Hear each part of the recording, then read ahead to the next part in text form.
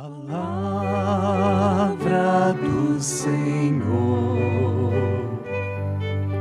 amor de Deus revelado. Louvado seja nosso Senhor Jesus Cristo. Olá, meu irmão, minha irmã, caríssimo internauta que nos acompanha nesse mês de setembro, nesse estudo da carta aos Efésios, proposto pela CNBB para nós, cristãos católicos no Brasil e aqueles que assim o desejarem. Então, seguimos nessa já etapa final. Hoje já são 28, estamos aí há 3 dias para concluir o mês de setembro.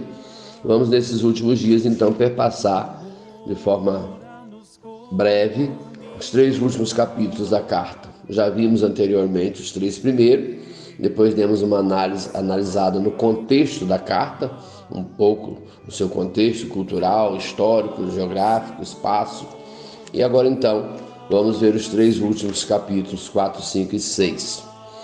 Capítulo 4, por exemplo, que vamos dar uma olhadinha agora, começar a ver, se subdivide em 2 partes, 2 temas: unidade na diversidade e do homem velho para o homem novo. Dessa segunda parte é, pois, extraído o lema do mês da Bíblia, vestir-se da nova humanidade, Efésios 4, 24. Vemos então, conforme o autor, nessa carta aos Efésios, e especificamente no capítulo 4, o aspecto central da vida cristã é, pois, a unidade. Muito falamos, defendemos e aprendemos isso na doutrina da nossa igreja, que a igreja de Jesus Cristo é una, santa, católica, apostólica, ou seja, singular.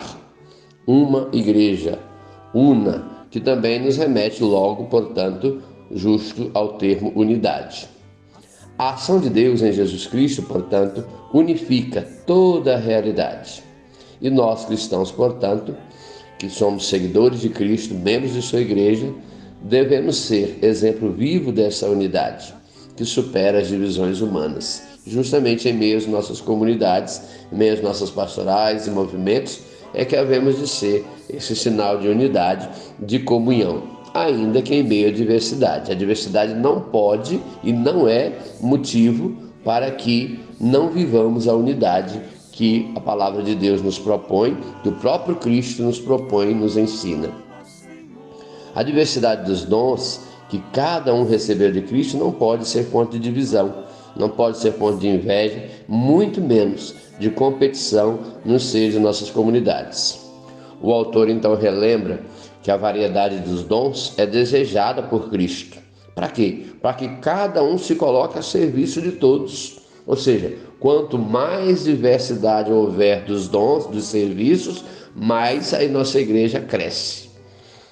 Porque vamos somando, vamos nos unindo uns aos outros, cada um com seus dons, com as suas artes, com seus méritos, nos unindo todos na mesma causa, no mesmo propósito, que é a expansão do reino de Deus.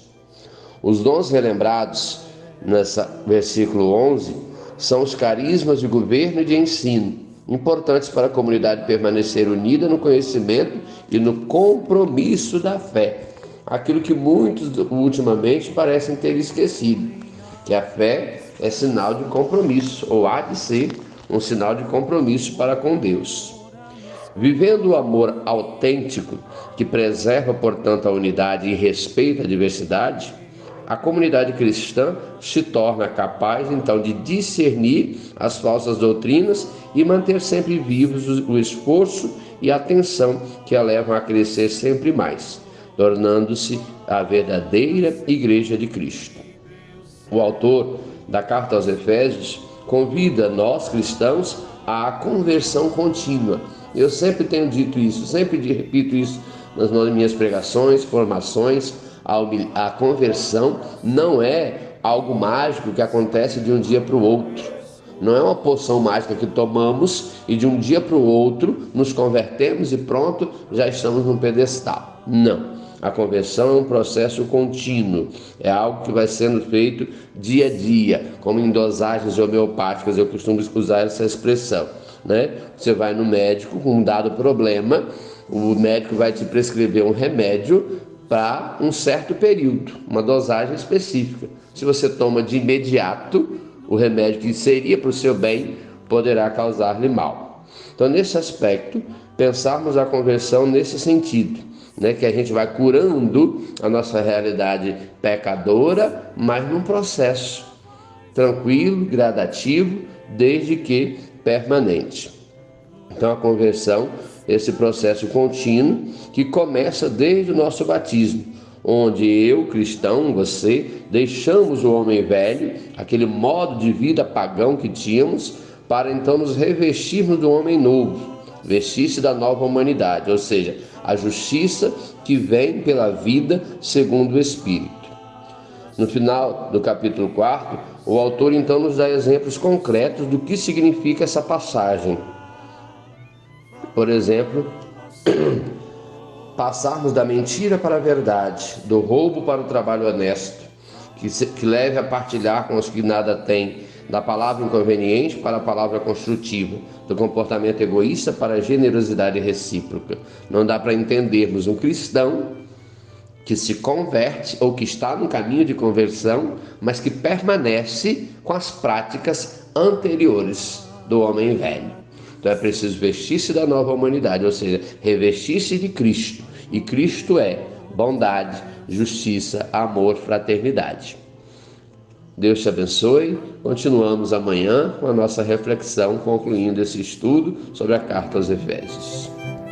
O verbo, amor e a luz.